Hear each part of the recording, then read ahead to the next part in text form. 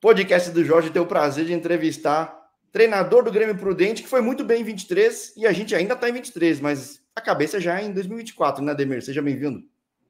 Obrigado pelo convite, Jorge. É um prazer estar contigo. Sim, 2023 foi um ano, apesar que a gente não ter as conquistas grandes, né, como acesso, título, enfim, mas chegamos disputando aí 2 semifinais aqui no Grêmio Prudente, tanto no Paulista 3 como na Copa Paulista, né, ganhando confrontos contra grandes equipes tradicionais aí de São Paulo. Então foi um ano bem positivo, um ano que a gente pode dizer que o Grêmio Prudente subiu de prateleira, né? E é lógico que para 2024 a expectativa é muito boa.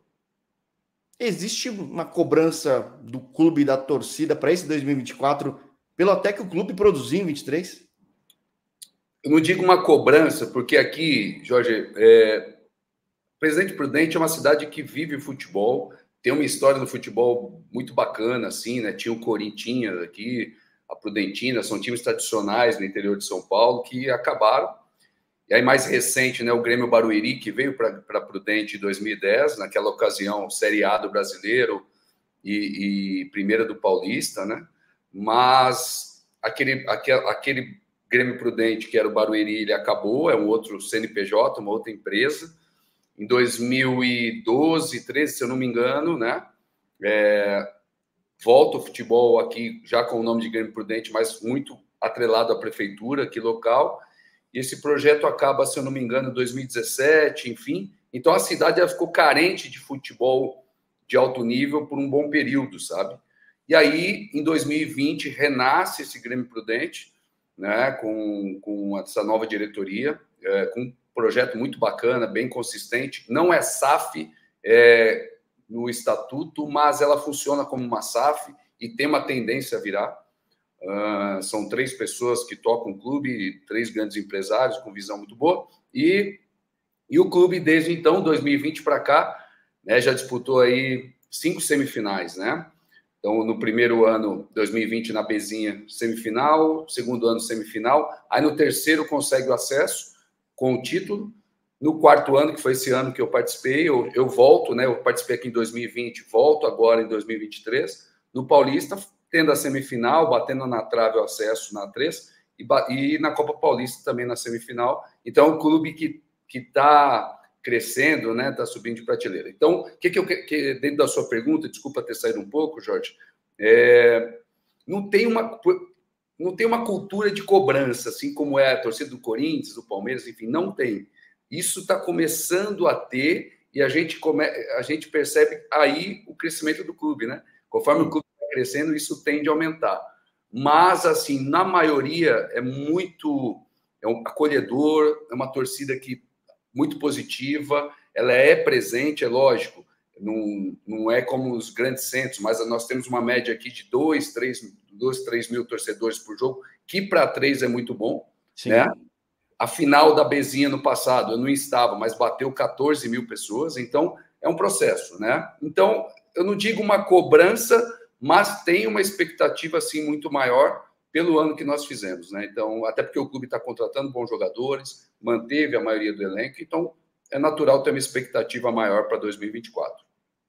Você falou bastante coisa que dá para puxar um monte de gancho aqui de perguntas, porque quem acompanha futebol no interior já sabe que esse Grêmio Prudente, que nem você falou, depois de N tentativas, esse vem com uma cara muito mais sólida. E até ia perguntar se era SAF ou não, porque toda a roupagem, tudo parece muito profissional. Então, oficialmente não é, mas tem características de SAF, né? Acho que acaba sendo isso. Praticamente, Jorge, porque o clube renasce com o presidente André Garcia, que é dono da Foot Fanatics, que é uma grande empresa de vendas de materiais esportivos online, né? Já deixei muita grana com ele já, comprando coisa. Realmente ela está expandindo aí para a América, então, assim, é uma grande empresa, e ele é o proprietário da empresa, e hoje ele é o presidente do clube, e ele é o maior, né, patrocinador do clube, né, vamos dizer assim. E junto a ele tem 2 diretores, né, sócios, que o projeto é dos 3, que é o Paulo e o João Paulo. Ambos já viveram do futebol, já trabalharam em alguns clubes do interior de São Paulo.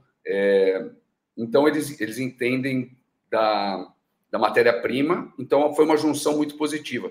E eles, assim, não são aqueles dirigentes que a gente vê muito por aí, que investe no primeiro ano já quer subir e no segundo tem que subir. Não, eles sabem que é um processo, que o clube tem que ir evoluindo na sua estrutura, né? Eu, por exemplo, cheguei aqui em 2020, nós tínhamos uma comissão técnica com 4 pessoas, hoje nós temos 17. Né? Então, é um processo. É um processo. Então, é muito bacana. E, sem contar, hoje o nosso elenco, se for ver, tem jogadores aí que já disputaram Série A do Brasileiro, Série B, então é bem bacana, assim. É um claro sinal dessa postura da gestão é até a sua manutenção. Eu fiquei muito feliz da sua, do Jorginho, do Cobachini e outros caras aí pelo estado, que se às vezes a coisa não gerou o resultado que era o mais sonhado por todo mundo, não quer dizer que o trabalho é ruim. Porque no estado de São Paulo é difícil pra caramba, independentemente da divisão, né?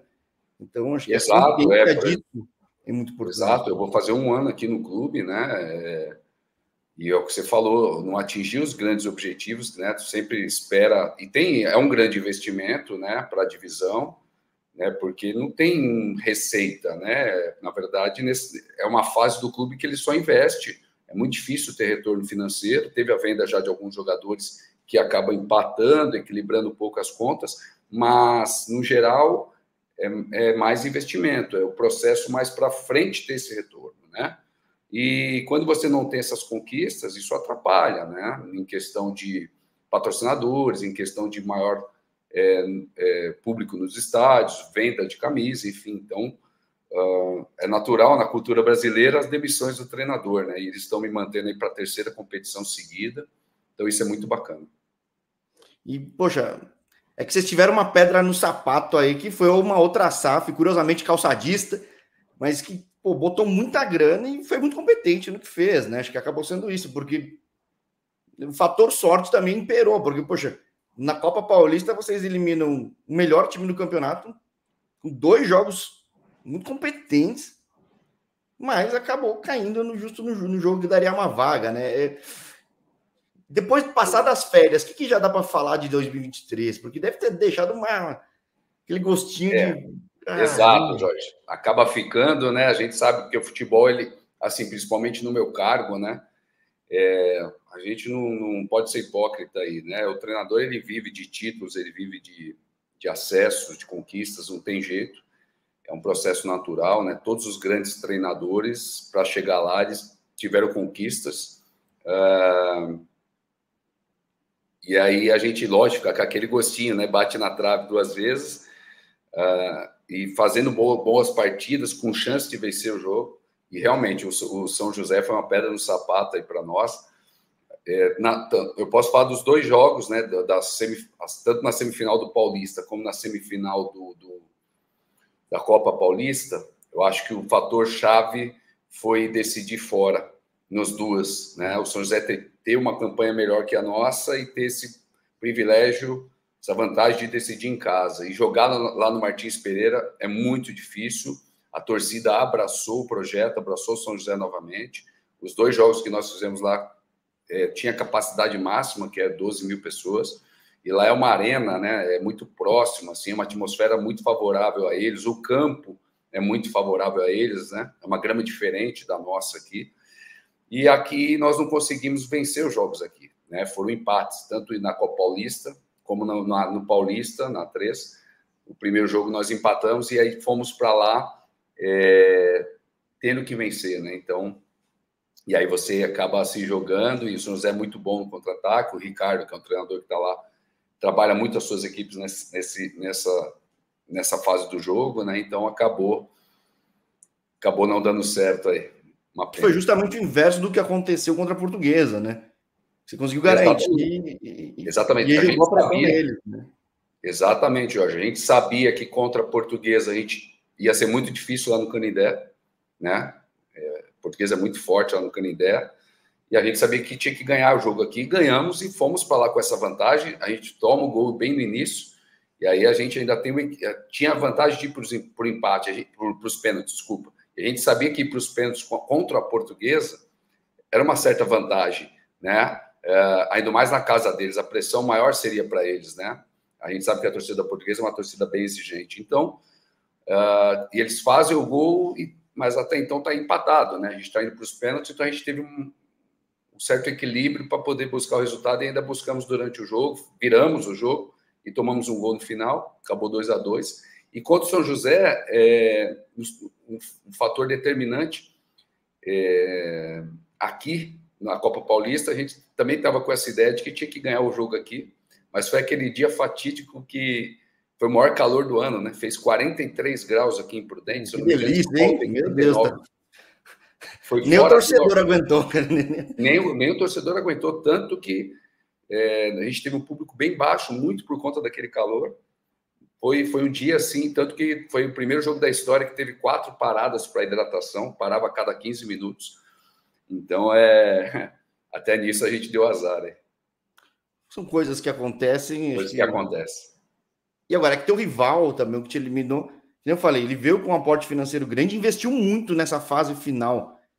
O que dá para falar que, pelo menos agora, ainda é cedo, eu acho, né?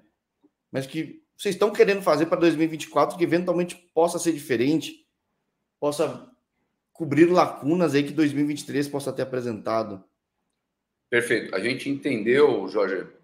Eu tive um acesso com Primavera em 2021, da 3-2.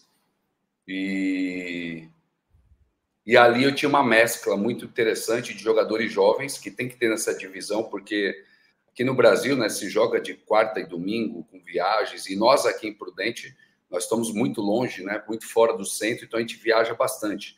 É o clube que mais viaja, né, na competição. Talvez, eu ainda não fiz essa conta, mas talvez de somar todas as divisões, talvez a equipe que mais viaja, né? Mais quilômetros fica na estrada.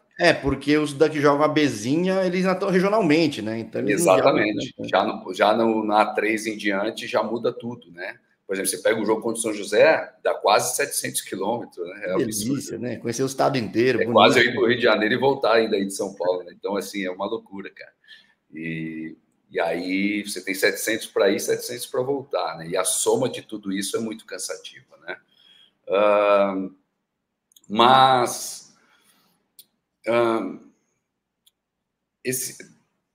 No Primavera, aquele ano, uma experiência que eu tive muito bacana foi essa mescla, né? Dos jogadores mais velhos, jogadores mais novos. E aí aqui nós temos muitos jogadores jovens, né? Nós jogamos esse ano com a maioria jovens de 22, 23 anos. Né? Nós temos ainda alguns experientes, mantemos o Luiz, que é um goleiro de 40 anos, né? Jogou no Criciúma há muitos anos, o São Caetano, é um goleiro conhecido aí na divisão. Temos o Helder, de 35, que é o lateral que jogou no Inter de Porto Alegre, no América Mineiro, enfim. Mas a maioria jovens, né? E aí nós entendemos que para o Paulista a gente tinha que trazer mais experiência, né? Mais uns 3, 4 jogadores experientes. Nós trouxemos o Rodrigo Andrade, que também estava no São José, né? Jogou contra nós aí a Copa Paulista, trouxemos 2 zagueiros, então a gente deu uma equilibrada, trouxemos o Wagner lá, que estava no Primavera, então uma mescla, né, de jogadores jovens, experientes. Acho que esse é o grande diferencial, né, para 2024, uma equipe experiente, sabendo que também, alguns momentos, vai ter que rodar o elenco, vai ter um outro fator, ter um elenco forte, ter 2 bons jogadores por posição, né? Porque joga muito e viaja muito, não tem descanso, né? Então, o elenco e essa mescla de idade, acho que é o grande diferencial para 2024. Não dá para ter um elenco tão grande também, porque nem uma outra coisa lá do comecinho do teu papo, que eu faço uma comparação com o papo que eu tive com o gestor do Paysandu. Ele fala, Jorge, sendo realista, independentemente do clube, para ele começar a ser lucrativo é a partir da Série B nacional. É um negócio assim que é complicado. Então, você não consegue ter um elenco tão grande e precisa ter essa reposição, né? Se o Capivariano perdesse o Popó, não sei se teria chegado onde chegou, por exemplo, né? Ele teve sorte e competência, obviamente, mas...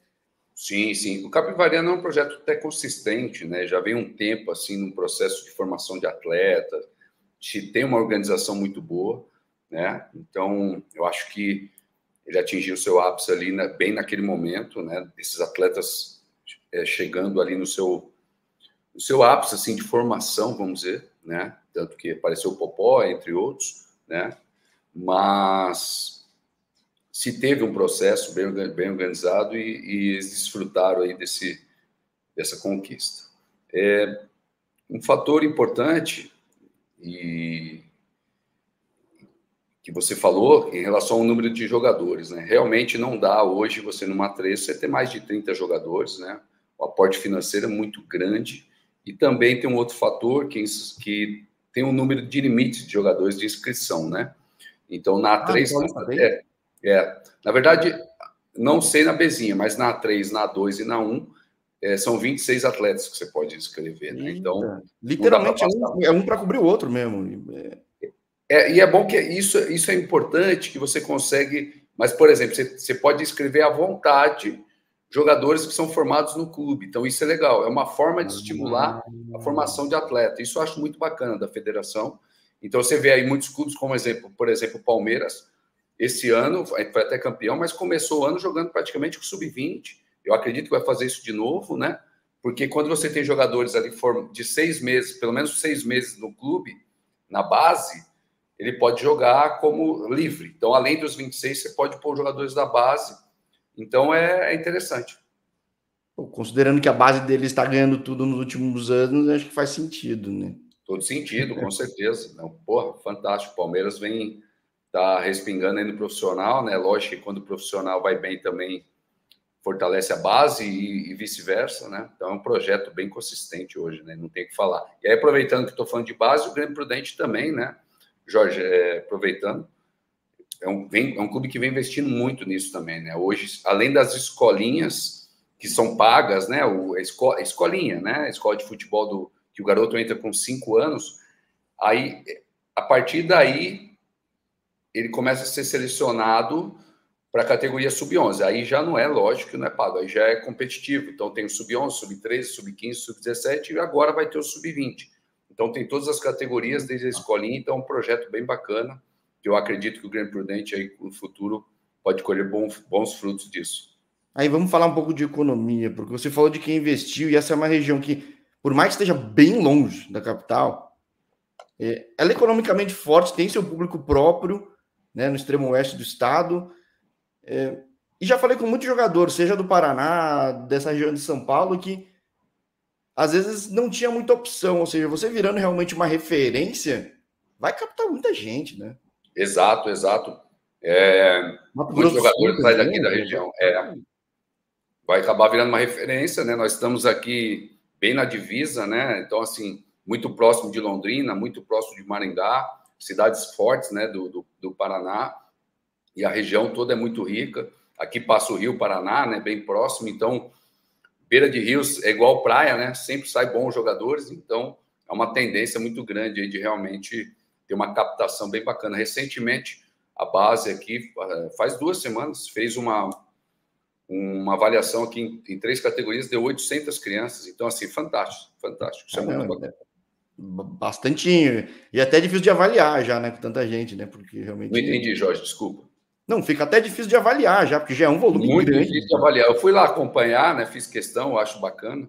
E eu gosto de base também, gosto de acompanhar. Cara, tem que tirar os chapéus para os treinadores. Estava muito bem organizado, né?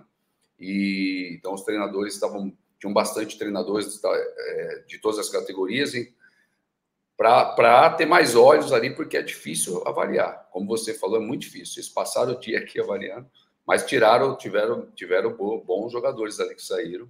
Isso é muito legal. Agora, falando do primeiro objetivo do 2024, eu olho para 2023 e assumo minha ignorância quanto ao Capivariano, mas imaginava já o São José como um candidato. Por mais que tenha começado mal, mas já achava que o elenco era bom, o projeto era bom. Também tem que dar liga, né? Não tem como, né? Mas tem um Marília, tem vocês. Qual é a realidade de 24? Porque outros times mantiveram treinador. São Paulo sempre tem gente investindo. Por mais que exista essa expectativa, sempre tem muito cara querendo essa vaga, né? Exato. É comum, né? O que vocês estão vendo já como um cenário assim? Porque acho que só a 2 deste ano de 2023 foi mais previsível na expectativa dos 2 times da Série B disputarem o título, que foi o caso da Ponte Preta e Novo Horizontino. Todas as demais é muito complicado, né? Por isso que eu achava que talvez tivesse essa cobrança visível, talvez para vocês e para o Marília, por exemplo, porque são times que têm nome, têm cidades maiores, já tem um histórico, projetos bons e tá lá, né? Sim. Nós tivemos agora o acesso do União São João, né? É um clube tradicionalíssimo aí, que já vem se reestruturando novamente, é muito bacana. O próprio Catanduva, né, que subiu também. Tem o Suzano, o União Suzano, ele manteve o elenco praticamente desse ano, tem o mesmo treinador também, Falei com ele aqui bem já. forte, E Brasil, né, Jorge? O Brasil, eu até respondi essa pergunta hoje para a TV. O Brasil é muito difícil você afirmar, né? Esse vai ser campeão. O Campeonato Brasileiro da Série A deixa muito claro isso, né? Sempre tem surpresas, você acha que vai ser um, acaba sendo o outro. Então, é muito parelho, sabe? Às vezes é um detalhe que ganha o jogo, enfim. Mas, falando assim do Grêmio Prudente, é lógico, eu acredito que o Grêmio Prudente, sem dúvida, vai ser uma das equipes mais fortes aí da competição, mas é uma competição bem difícil. E São Paulo tem o Senão, né, que sobe apenas 2, né, Jorge? Não é fácil em São Paulo, em qualquer divisão, você ter dois times apenas com acesso. Então, é muito difícil, né? Fazer um projeto legal em São Paulo para chegar lá em cima, eu falo para muita gente. Quanto tempo demorou para o Red Bull Brasil chegar onde chegou e teve que virar Red Bull Bragantino para chegar mais longe? Exatamente, teve que virar Bragantino no estadual mais tranquilo, vamos dizer assim, mas em relação ao brasileiro, cenário nacional, nunca conseguiu sair da quarta divisão, né, da Série D. Então, é bem complexo, é difícil, não é fácil. Aí, em contrapartida, a gente vê alguns projetos consistentes, você vê o do Novo Horizontino, né? Um clube que tinha fechado as portas e voltou muito forte, bem organizado. O próprio Mirassol. Então, tem alguns projetos bem bacanas, assim, que a gente vê que tem projeto, que tem gestão. Então, esses clubes acabam sendo consistentes, né? Tem algum específico no qual o Grêmio Prudente se espelha? Eu acredito muito em relação ao Mirassol, justamente pelos nossos diretores, como eu já te falei, que já trabalham com futebol, eles estiveram dentro do Mirassol. Inclusive, um deles tem muita entrada no Mirassol até hoje, né? Até porque ele é advogado esportivo, então ele tem uma relação muito boa com o presidente do Mirassol, então vira e mexe ele está colaborando lá com o clube. Então, o Mirassol, eu acredito que é o clube mais próximo, assim, até pelas ideias dos gestores, né? Da forma que eles pensam o futebol. Já foi comprado um terreno aqui muito bom, eu estive lá semana passada, e a ideia é fazer um CT muito parecido com o do Mirassol, por exemplo, que é um CT muito bom, por sinal. Então, assim, eu acredito que esse é o clube mais próximo que o Grêmio Prudente se espelha hoje. É um belíssimo exemplo, porque se olhar para Minas, por exemplo, o Atlético voando, eu falei com o pessoal do Itabirito, tá repetindo essa receita do bolo. Não quer dizer que o bolo vai dar muito certo, mas já sabendo esse caminho das pedras, Exato. nada, poxa, Mirassol é de uma região rica do interior, carente de futebol, né? Porque os da cidade vizinha afundaram. Exato. É quase igual aí, né? Assim. E Mirassol é uma cidade bem pequena, né, Jorge? É praticamente um bairro de Rio Preto, né? Então, São Caetano, lá para Rio Preto, né? Então, Exato. Pô, interessante. Vamos acompanhar teu projeto aí na A3, porque a A3 é um negócio louco, tá muito legal acompanhar na internet, por isso que eu acompanhei tanto, eu ia falando no passado. Este ano, 2023, eu pensava, pô, o Barretos contratou uns caras muito bons, contratou mesmo, mas tem que ir na liga, não tem como, né? Então, não sei se vocês conseguem manter as pessoas-chave, pelo menos, do elenco deste ano para o próximo, né? Que deve ajudar. Sim, mas... sim. E assim, você falou da A3, né? O nível de São Paulo, eu tive a oportunidade de trabalhar em outros estados, né? Eu só não trabalhei na região norte do país, mas trabalhei nas outras regiões do Brasil, né? E eu posso afirmar, assim, a 1, a 2 e a 3 de São Paulo são as melhores competições estaduais do país. Isso eu posso afirmar, né? Talvez que está mais próximo ali, que equilibra de Santa Catarina, né, pela tradição de alguns clubes, ali tem 4, 5 clubes tradicionais, mas se a gente for ver, por exemplo, hoje o Figueirense passa por dificuldade, Chapecoense passa por dificuldade, Joinville passa por dificuldade, mas tem ali clubes consistentes, né, como o próprio Criciúma, que teve acesso agora, aí o Hercílio Luz tem um projeto muito legal, enfim, mas se a gente for olhar os outros estados, realmente o nível é muito baixo. Você pega na Bahia lá, você só vai ter 2 ou 3 equipes, Ceará 2 ou 3 equipes, e a segunda divisão praticamente é bem um nível muito baixo, a terceira não existe. Então, eu posso dizer hoje que, vou dar um exemplo, hoje apresentou no CSA nosso zagueiro que estava aqui na 3, né? Então, assim, você pega um jogador que sai da 3 aqui, na verdade, ele foi para o São Bernardo disputar a Série C do Brasileiro, e agora ele foi para o CSA, né, que é um clube tradicional da primeira divisão do Nordeste, estava na Série A do Brasileiro outro dia, hoje está na Série C. Mas só para você ter uma ideia assim do nível de São Paulo. E tem outros jogadores, você citou mesmo o Popó, por exemplo, né? Então, é bem interessante assim, o nível técnico de São Paulo, né? É muito competitivo. E aí, em relação ao nosso elenco aqui, a gente conseguiu manter do Paulista para 3, 70% do elenco. E agora difícil, também. Né? Foi bem, de repente você perde para um time que vão disputar torneio nacional, né? Exato, Jorge. E agora também, nós conseguimos manter, em média, 70% do elenco também, né? Aí aqueles jogadores, nem todos ficaram, como eu citei agora, o Eduardo Biasi que foi para o CSA, o Rodrigo, que foi nosso volante aqui, que fez um baita campeonato, foi vendido para o Maringá, vendido, né? Então você vê, um clube da 3 vender jogador é difícil, né? Geralmente você perde o jogador, mas foi vendido com um valor bem interessante para o Maringá, que é um clube hoje também organizado do Paraná, da primeira divisão. Então, assim, nós perdemos alguns jogadores, mas de forma positiva, né? Foram para clubes maiores, vamos dizer assim, mas conseguimos manter de novo 70% do elenco e estamos enxergando aí com esses jogadores experientes que eu te falei. Bem interessante. Aqui eu costumo apostar muito no lado pé quente do canal, tanto nesse quanto no outro. Em 2023 eu falo, pô, trouxe um monte de gente da Série B que subiu para A, da Série C que subiu para B, da Série D que subiu para C. Porque tem um faro bom, mas também todo lugar certo, então. Aí. Então aposta aí você também para ano que vem, de repente, voltar a falar com uma conquista boa aí para você. Que bom, Jorge. Amém. Então, poxa, aproveita esse calorzão aí que não é natural teu, né? Você também é daqui da capital. Não é. E aqui também tá calorzão, mas não calor prudentino.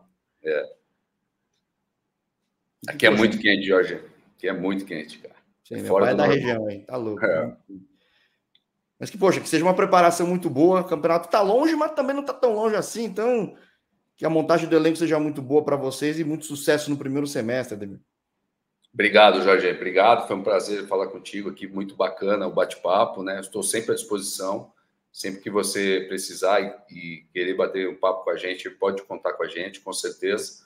E sim, cara, nós estamos bem confiantes. Sabemos da dificuldade, é bem difícil, como eu falei, é muito equilibrada a competição, né? São detalhes. A nossa equipe viaja muito, e isso a gente tem que ter estratégias também fora de campo, além de dentro do campo, estratégias para poder minimizar tudo isso. E aí, dia 24 de janeiro, quando começa a competição, a gente está se preparando aqui, tomara que a gente chegue forte e passa rápido, né? 4 meses aí para definir quem vai ser campeão, quem vai ter o acesso. Quem sabe desse ano a gente consegue aí e continua a nossa caminhada. Para falar que o canal é pé quente e conseguir atrair mais gente só pelo lado pé quente, pelo menos. Né? Com certeza. Amém. Maravilha, Ademir. Pô, ótima noite para ti. Vamos conversando ano que vem, que seja um ótimo papo de novo. Hein? Obrigado, Jorge. Boa noite também. Boa noite. Grande abraço, viu? Eu também. Tchau, tchau. Tchau.